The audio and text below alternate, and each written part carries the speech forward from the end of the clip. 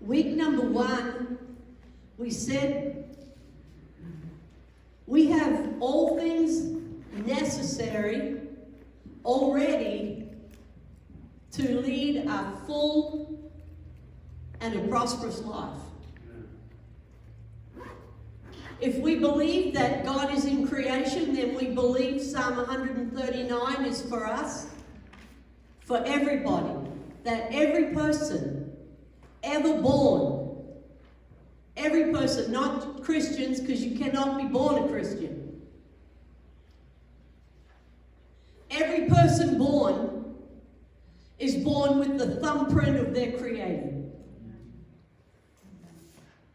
When God told Adam and Eve in the garden, go back to original, the very original, the original intent.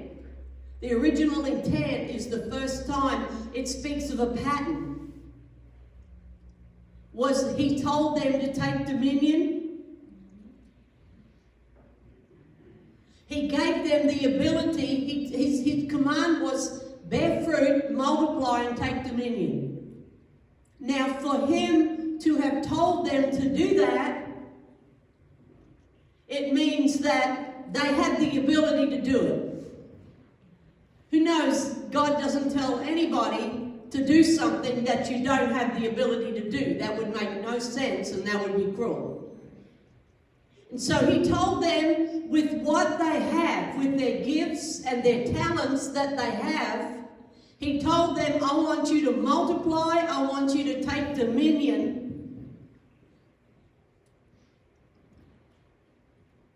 We take dominion over our finances with the gifts and the talents that have been given to us. We take dominion over in relationships, not over people, but in relationships by bearing the fruit that we're told to bear. We conquer, which is what taking dominion is. We conquer by the inherent abilities that God put originally in us. See, week 1 we talked about this to a great degree, but I want to tell you that in this room alone, there are things yet to be born in your lives that you haven't even thought of. Remember, it's not about adding to our life, it's about bearing the fruit and birthing what's already in us. See, great ideas. The man of God that I talked a little bit about last week, he said once, we don't need more money, we need more ideas. Creative ideas. I was looking around the house today and I thought, man, somebody would have thought of this and invented it and made money, and yet it's the littlest thing. Like, you know those little peg things you put on the tops of the bags of chips? Somebody's making money from that because somebody had an idea. Probably a lady who hung the washing on the line, used the pegs in the kitchen too, thought, man, I could do something with this because people will buy it. I mean, we think, oh wow, I could never do that. Why couldn't you?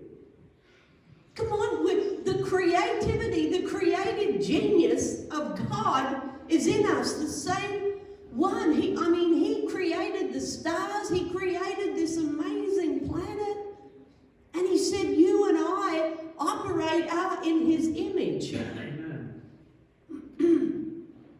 What creative ideas could there be? I mean, I was just thinking of a few. I picked up my phone and I looked at all the apps.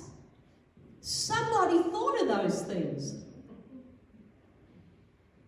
I have a friend now who's in the process of making an app that is just like a calorie reader. Boom, boom, boom, boom, boom. I mean, somebody thought about that stuff and they started to put words to it and a pattern to it, and then they network with someone who can do the technological side of it. And they make money every time you and I open that app.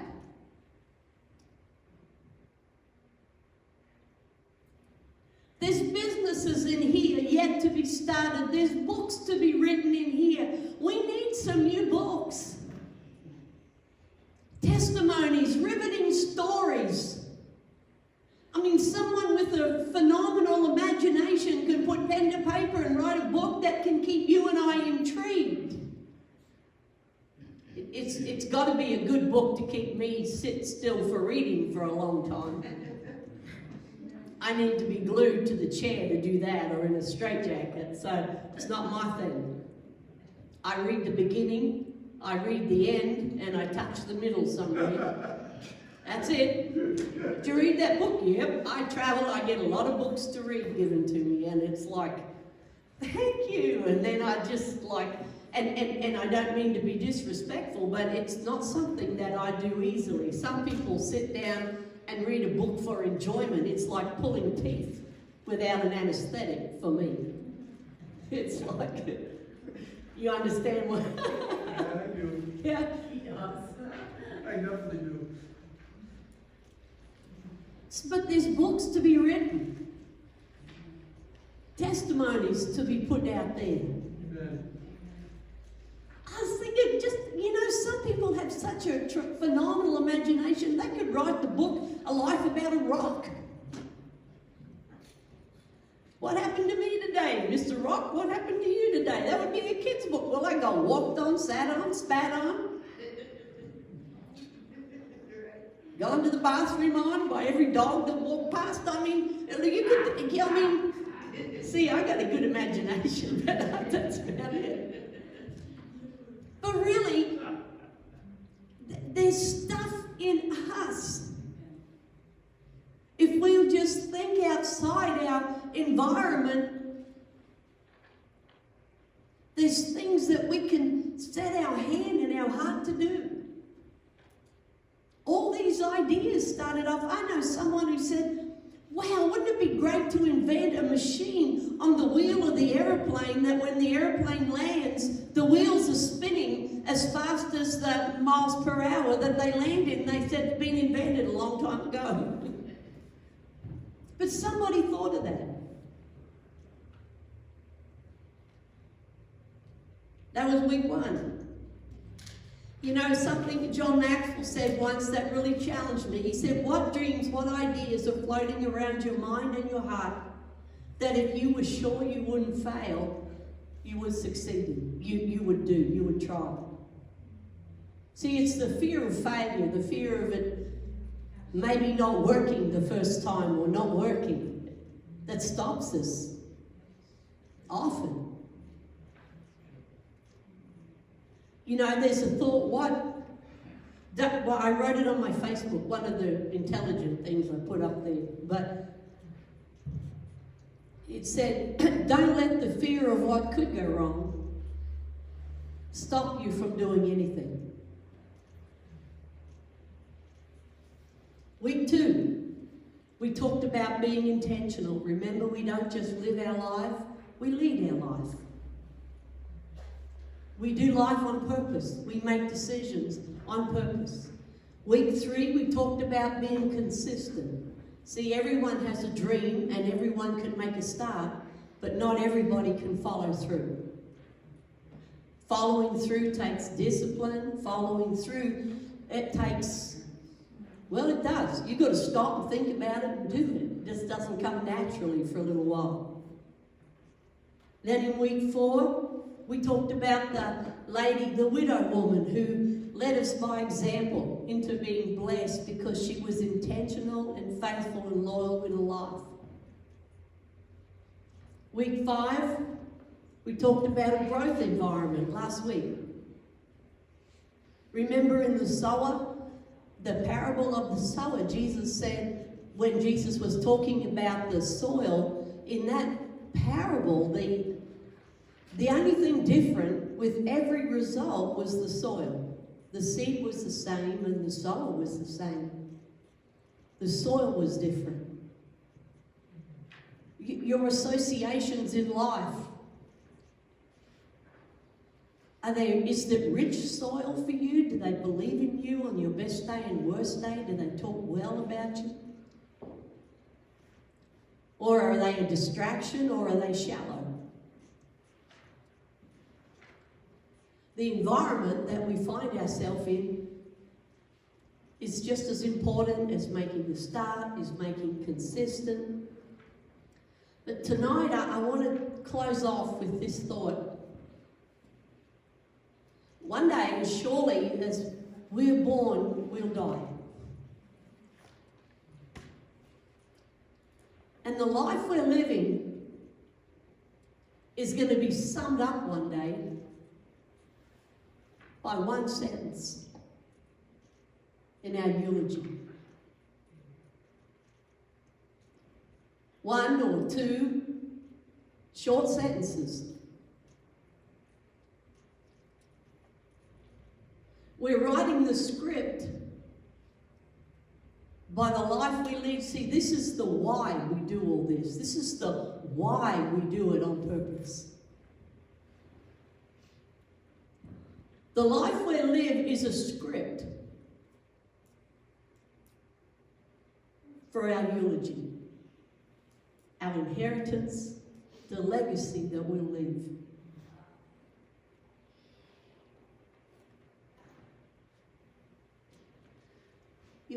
We ask ourselves, the first time I heard this, I asked myself, gee, well, I wonder what someone would say.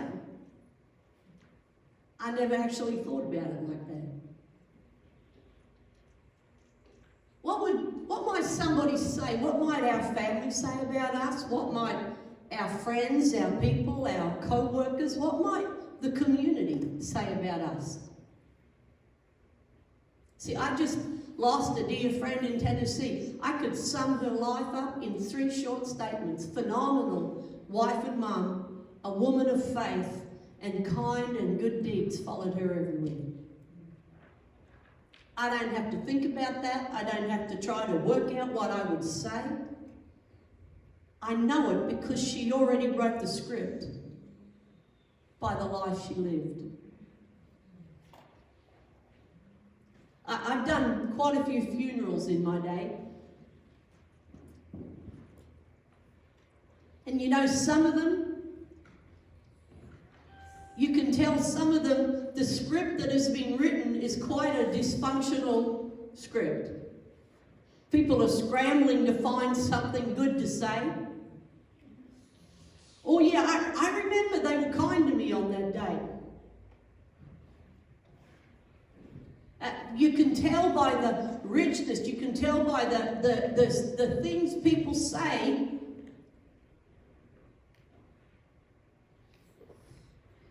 about the script. You can tell from that person's journey. And then there's the richness of a journey like my friend. People don't have to think about, work out, find something good, find something kind. It's just there because they've written the script with their life. That's our legacy. That's our mark. And that is our reason for being on this planet. Is what we leave is just as more, or if not more important, is what we do in our journey here.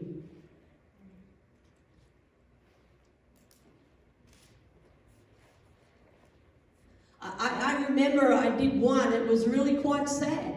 This lady, they asked me to do this funeral. Nobody liked this woman. Even her daughter, who asked me to do the service. No one would pay their denomination to bury her, to do her service. No one could tell me anything good. I'd never met her. That was the hardest funeral I think I've ever done.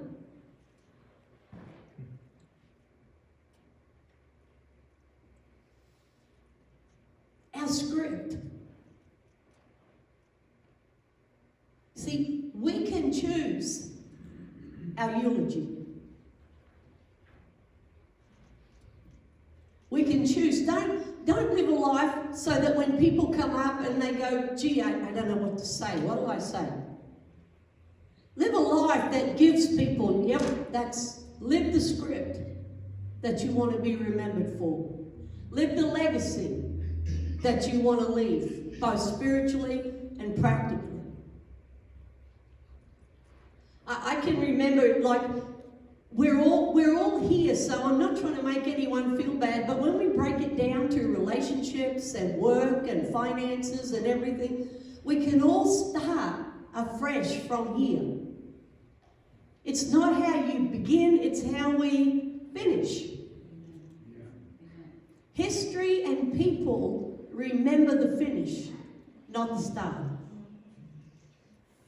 You know, like when you're speaking and you're doing a point sermon, you always close with the most impacting thought and point, because that's what people take away.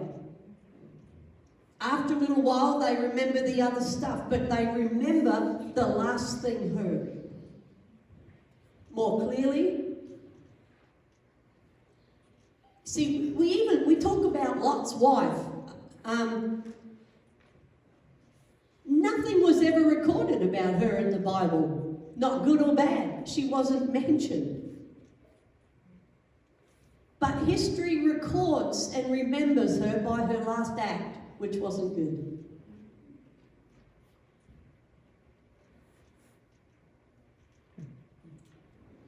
It's how we finish.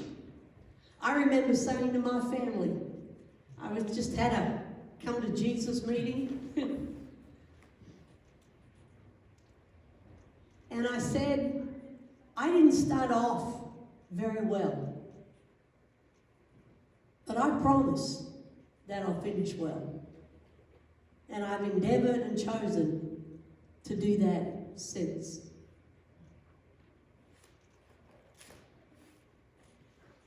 It's how, excuse me, it's how we finish. That's why we start an every day on purpose. We choose to do well. We choose to do better. We choose to overcome. I'm always reminded about they call it the Joshua generation, whatever, but that generation had to fight battles that their parents should have fought. Their parents were the ones that let them down. Those kids, that generation should have built on the foundation that their parents fought for and laid for them, but the Joshua generation had to go in and fight the battle their parents should have.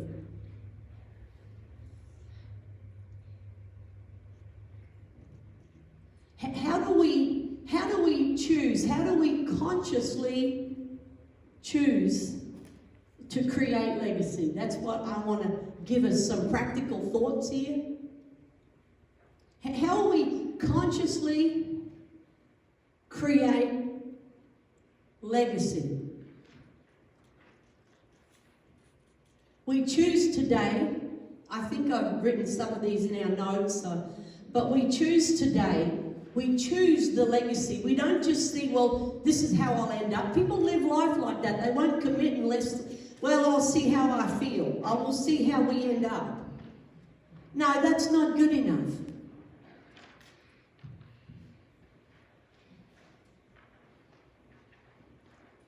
We choose today the legacy we want to leave. We break it down in the areas of the different areas of our life. What do I want to leave my family, naturally and spiritually? What do I want to leave my community? I choose, and then I start to live the choice. The next one we choose today, then we live today the legacy we want to choose. We start to put feet to it. We, on purpose, we intentionally begin to live out the legacy that we're choosing to leave. And we appreciate today the value of a good legacy. There was a gentleman named Charles Kettering. He was an inventor. One of the head of the General Motors research division, he said the greatest thing that this generation can do is lay a few stepping stones for the next one.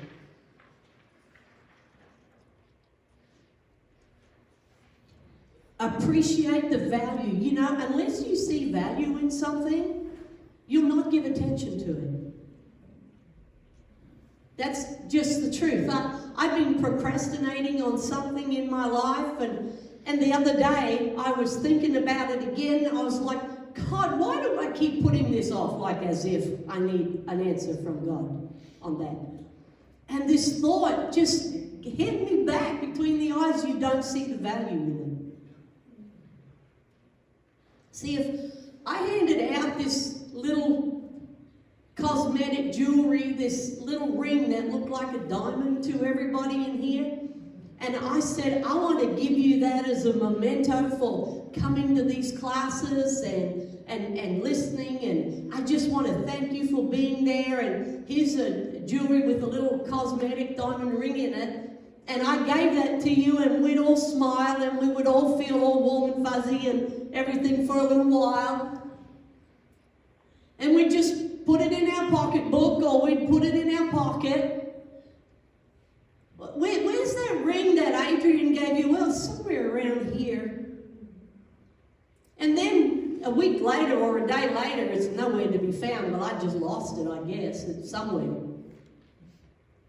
But what if there was a real diamond ring? Now, not only would you come to every class I ever took,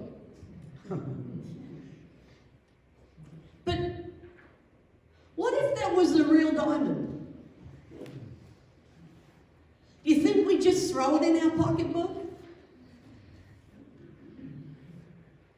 The never-ending story, some pocketbooks.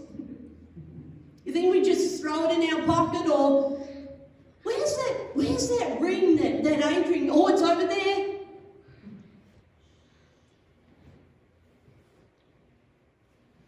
I'm looking after that.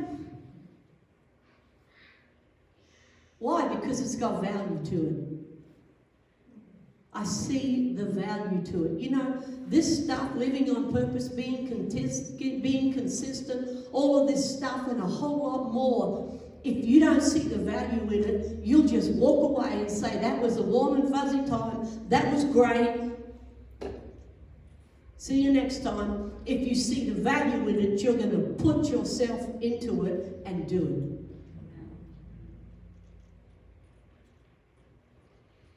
And when we start to see the value in legacy, it's all wrapped up in this. It's all wrapped up in how I live life. I've got to choose to live. I've got to choose the legacy, live the legacy, and appreciate the value of legacy. Otherwise, I won't give it my attention. I won't give it my time. I'll just say, well, wherever I drop dead, I guess the kids will get everything then. Probably not much, a bit of debt.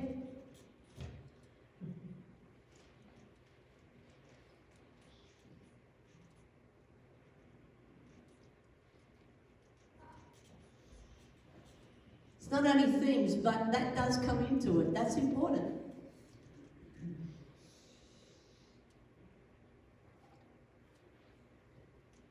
Jesus thinks a lot about inheritance. The book of Proverbs, he talks about it. Our legacy.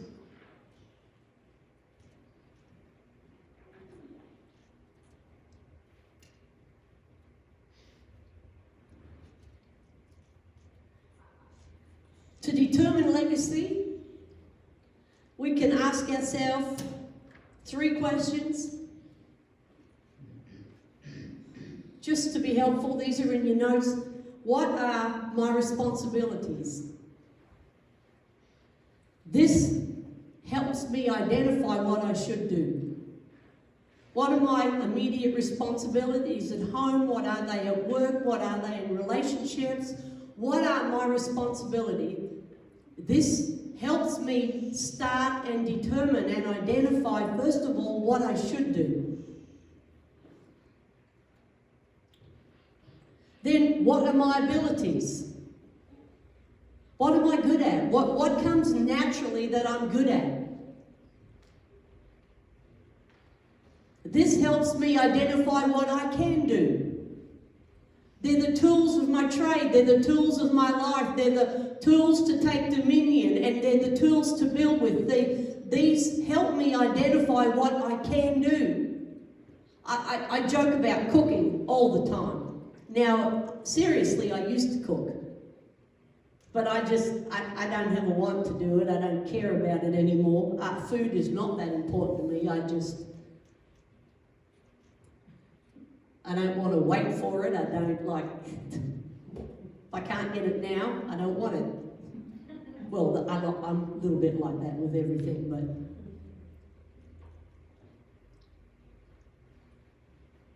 What are my abilities? I'm not going to try and open a bake shop.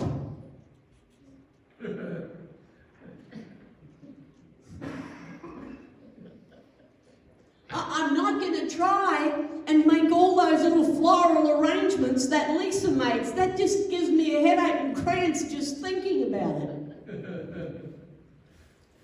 See, they're not my abilities. I'm not going to take dominion and build a legacy and build a life out of those things for me, but those people can. Everyone has different tools. Everyone has different gifts. Know what you're good at. Know what comes easy. And take that and think on it. Give yourself some thinking time on it. How can I use these tools to build something? Now with online shopping and internet, I mean, you can sell anything anywhere.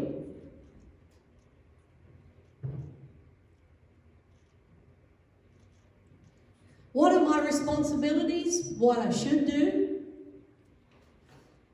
What are my abilities? It helps me what I can do. And what are my opportunities? It helps me,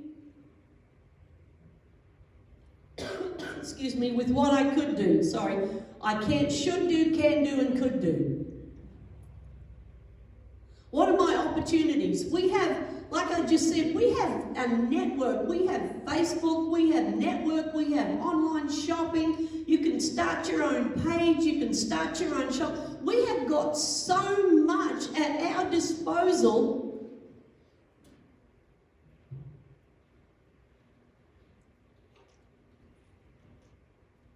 What I should do, what I can do, and what I could do. Hey, I could make that and put it up on Facebook. I could make that and put it up online shopping.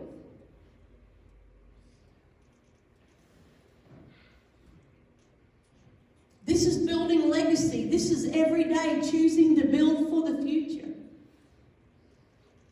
There was a sad story about the singer, I forget his name, but they said his daughter said he died with the music still in him.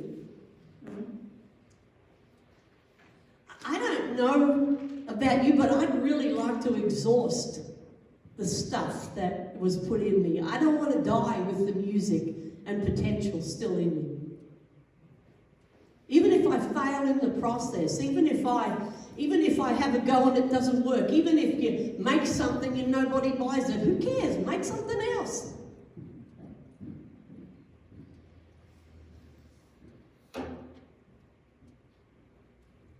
But live out what's in you, because it's going to be spoken about one day and inherited one day. Our legacy and our inheritance.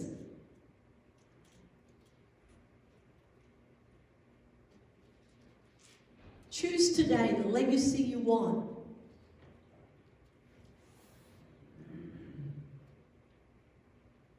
What do you want to leave your children? A good name? A good report? Honor?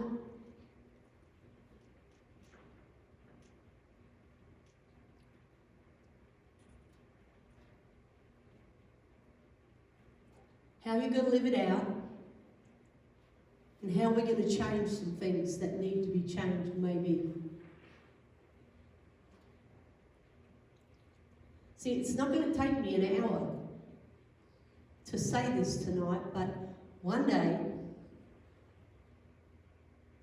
when you're finished your race here, people are going to sum up your life and look at the sum total of our life. I'm not talking about money, I'm not talking about massive houses, but I'm talking about something.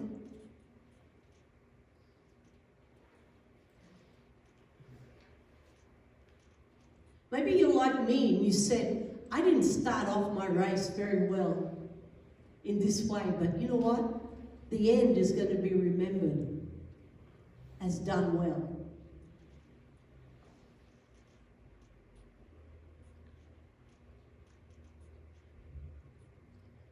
I started off poor, but I want to hand my children something. Even if it's $100, even if it's some things that I accumulated and saved for and built and worked for along the way, I want to hand them something. Maybe that's not important to you guys, but it is incredibly important to me.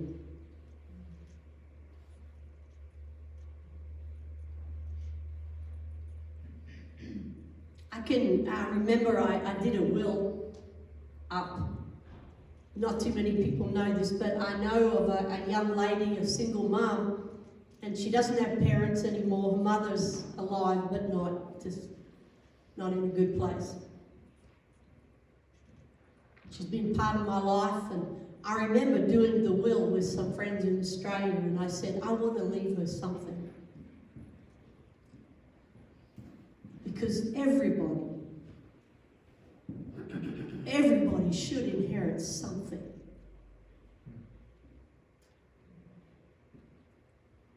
I wanted, it was a small thing, but I wanted her to know that she was important enough for somebody to leave something to. Have you ever received that inheritance here? Doesn't it mean something when I received my dad's inheritance? It wasn't what it was the blessing that it was his life. It's not the thing or the amount, it's inheritance. It's supposed to, and it does mean something to us and our children. I hope this is all right tonight. It's a little... But I want us to think, because our whole life is going to be summed up one day. And the sum total of our life is going to be examined, whether we like it or not, whether we want it or not, but our life is going to be put there and spoken about, and you and I can write our own eulogy by the life we choose. That is what's really cool about it.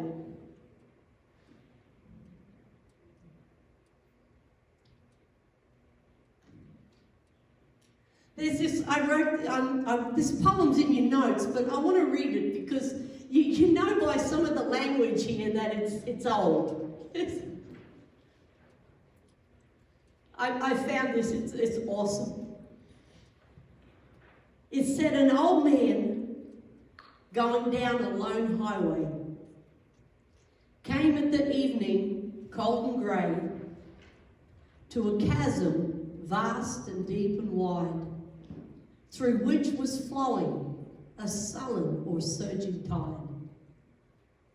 The old man crossed in the twilight dim. The sullen stream had no fears for him, but he turned when he was safe on the other side and built a bridge to span the tide. You are wasting strength with building here, someone said to him. Your journey will end with the ending day. You never again will pass this way. You've crossed the chasm deep and wide. Why build a bridge at eventide. The builder lifted his old grey head. Good friend, in the path I have come, he said, there follows the followers after me today, a youth whose feet must pass this way. This chasm that has been nothing to me, to that fair-haired youth, may a pitfall it might be. He too must cross in the twilight dim. Good friend, I'm building the bridge for him. Isn't that precious? They said, why do you need to build a bridge? You're already across. He said, I had no trouble getting across there. I've learned some things. But one day a young person will try to get across and won't make it. So I'm going to make a way for him so he can cross without it being a pitfall. What a precious poem. You know, we build bridges, you know. Sometimes it's like, well, I can do that. Well, what about somebody behind me?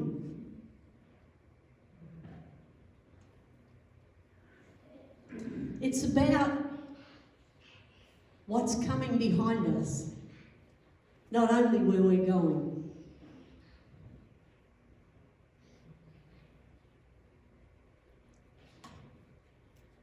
What bridges? You know, I was reading the story once about Jesus, and it said how it was so beautifully written. It said he crossed the chasm of impossibility so we could get across. He built a bridge across for you and I to travel on, so that the things that could be pitfalls weren't.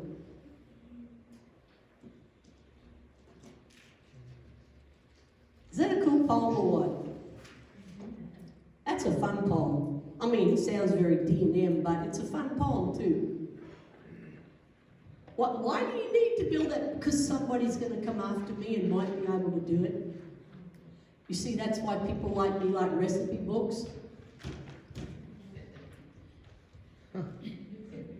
You know, how do you make that? You know, I say to my friends, how do you make that? When I decide I want to cook something, how do you make that? And they're just like, oh, a bit of this and a bit of that. And I said, no, I want measurements. I want 4 ounces of this, 3 ounces of that. You stir it for a certain amount of time and I'll follow it to the letter of the law.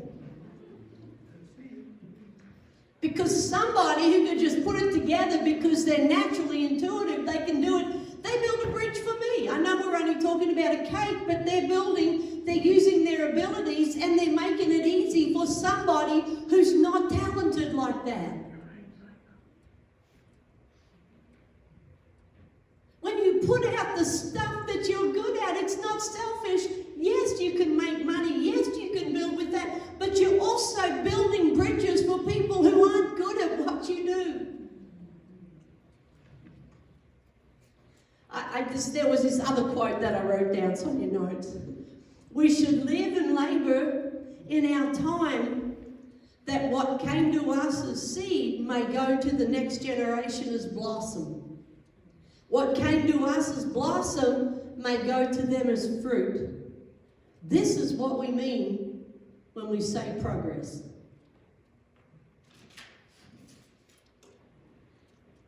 Choosing our legacy, living our legacy, and choosing it now is our way of saying thank you to God for all He's given us, to life, to family, and others we'll never meet. So when we talk about self-development, when we talk about doing life on purpose, and when we talk about, you know, the importance of being consistent, when we talk about letting dreams be built and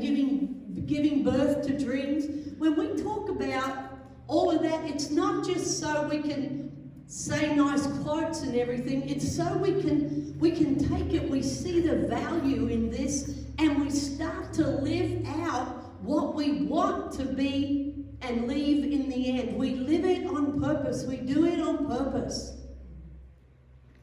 And I've been saying this every week, but it's got to be one of my most favorite quotes or sayings. Most people just live their life, not lead their life. When I had a revelation of this, and I hate to say it was probably a decade ago, all of a sudden the importance of legacy, the importance, and that stirred so much in my own heart that I started to really think and really pray and really head into in a constructive way. I started to value it.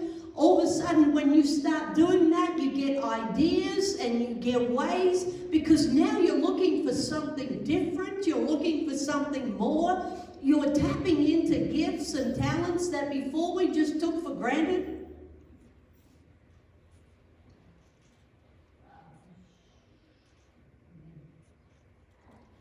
There's so much treasure in you. There's so much treasure. And so much ability and so different.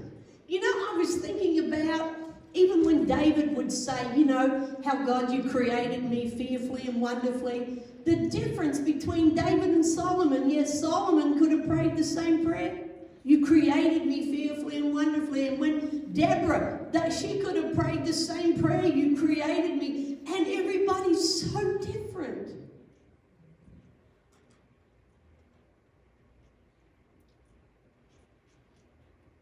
You know, I'd like people to say that I was authentic. Sometimes a little too real for my own good, but authentic.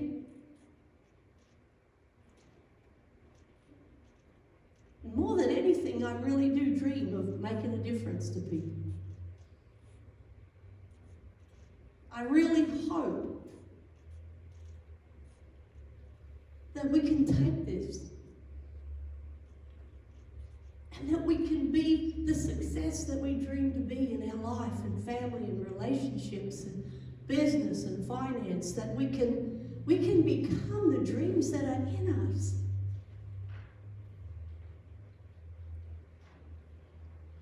You can be more than you think and more. Much more.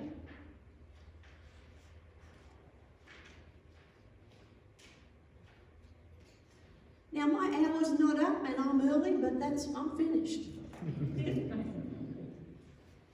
But I just want to encourage you that please show up for life.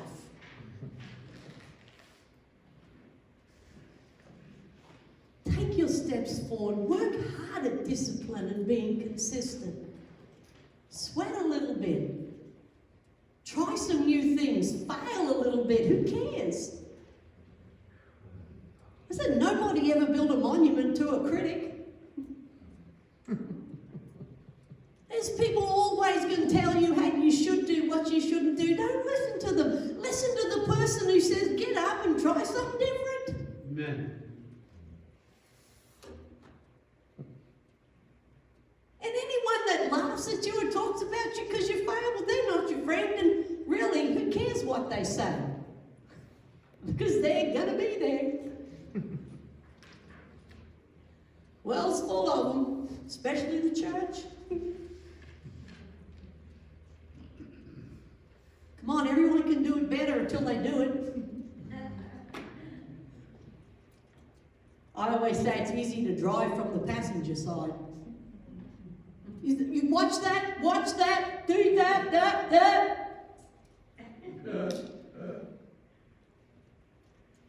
You want to drive? No.